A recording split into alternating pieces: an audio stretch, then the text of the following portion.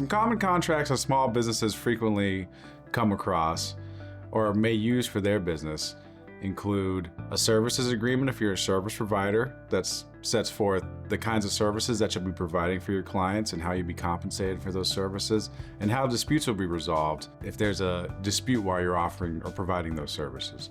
Another common contract that small businesses frequently use are employment agreements or independent contractor agreements, depending on the types of workers you plan on hiring to help you operate your business.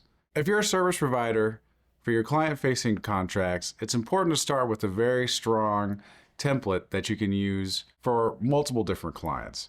And it is possible these clients will want to review these contracts and they might propose changing the terms, which is totally fine. But it's important that you work with an attorney to develop a strong contract for your services so that way you know what you are offering to your clients and you can be confident in its language. On the flip side, as you're hiring vendors to help you run your business, for example, businesses that you hire to help you run your business, such as a CPA or a marketing agency, or maybe a cleaning company if you have a storefront, should always give you a contract to sign. And it's important that you sign these contracts as well, because that does help protect your business by putting the relationship with these vendors in writing.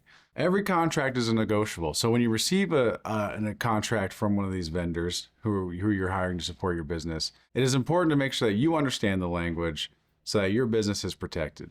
And the best way to do that is to work with a business attorney. In employment contracts, it's very important to make sure that you put the relationship with the employee in writing so that way they know they're an employee and they know their responsibilities as an employee for your business. It is also important to include language that protects your business from the employee when they decide to leave your business. It's not uncommon to see former employees try to steal their former employer's customers or employees, or even some of their intellectual property and tools that they use to run the business. Just like with your client-facing agreements, it is important to have a strong employment contract that you know will protect your business from the employee, that also establishes a good relationship with the employee that helps them understand what their role will be in your business. For new and growing businesses, it is important to have an attorney that you've built a relationship with and who you trust, who understands your business, who you can check in with about important decisions that you're making about your business. These decisions might include signing a new contract with a vendor, changing your services or your payment policies, hiring and firing employees, or protecting your brand through trademarks.